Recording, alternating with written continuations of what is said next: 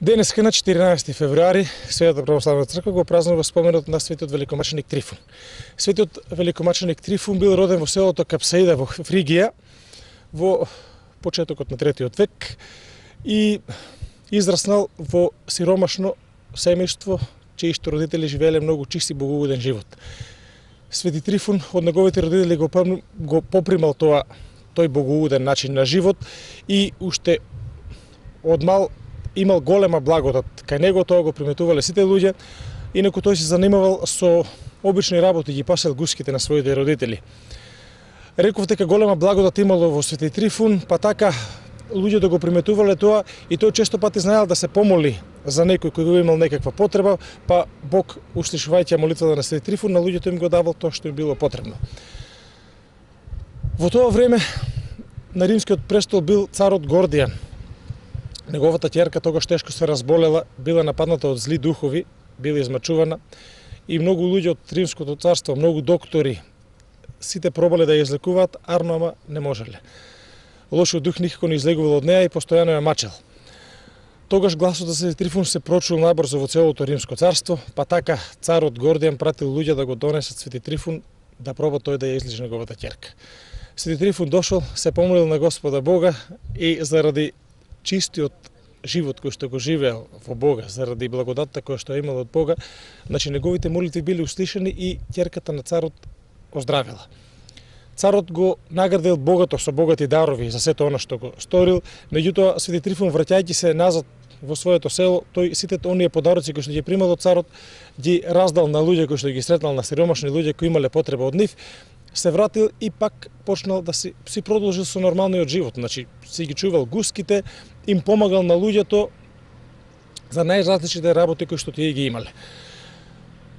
За време на царот Деки во 250-та година, значи на половината од 3 век, кој што бил голем гонител на христијаните, светиот великомаченик Трифун бил оклеветен и жестоко пострадал. Значи го загубил својот живот маченички, затоа го викаме Свети великомаченик Трифун.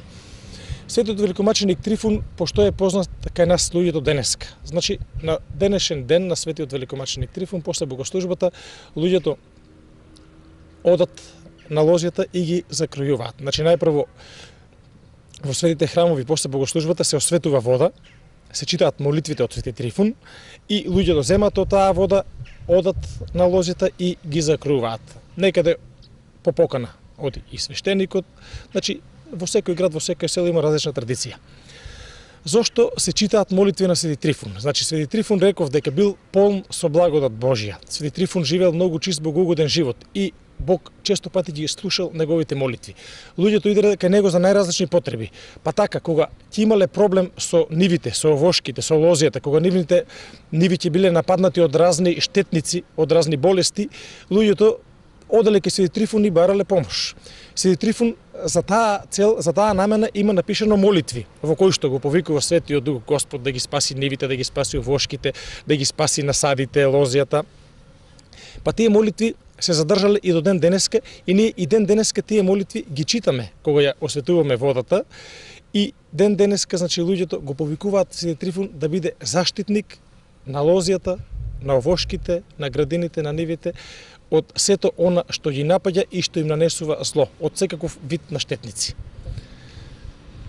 Што е друго важно за денешниот ден? Важно и мора тоа да го спомнам, значи во последните години кај нас има едно помодарство, значи христијанската црква се дели на римокатоличка и православна црква. Значи, на денешен ден римокатоличката црква си има свој празник Свети Валентин. Значи, тој светител се празнува и во православниот свет есента. Значи, на есен и ние го празнуваме тој светител. Ама денеска Светита православна црква и православните христијани го празнуваат Светиот великомаченик Трифун. И немаме ништо со Свети Валентин, како што сега младите обичаат и сакат да кажат дека денот на влюбените си носат поклони и така. Значи сите оние кои што се римокатолици, тоа можат да го прават и нека го прават. Според нив тоа е богоугодно. И помеѓу младите од православниот. Затоа тоа го спомнав, значи човек од незнаење многу пати може да сгреши и може да направи работи кои не се богоугодни.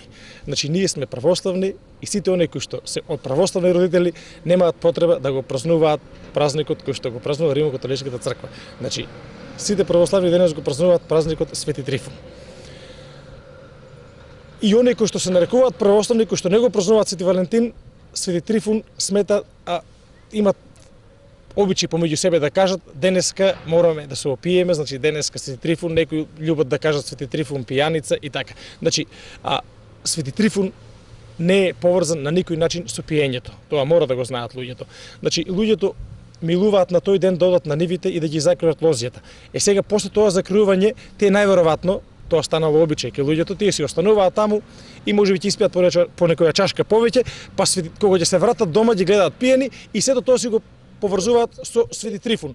Арно, ама во житието слушавме дека Свети Трифун живеел чист, богоугоден живот, бил полн со благодат и го молел Бога за сите потреби на луѓето. Значи, Свети Трифун се молел не само за здравието на луѓето, тој се молел за здравието и на овошките, и на лозијата, и на сето она што било посадено во градините. А сето она што луѓето денеска го поврзуваат со него, значи, си е настанало од луѓето, самите од себе, и тоа не е поврзано со она вистинска православна христијанска вера која што ние ја учиме, проповедаме и се трудиме да живееме според неа.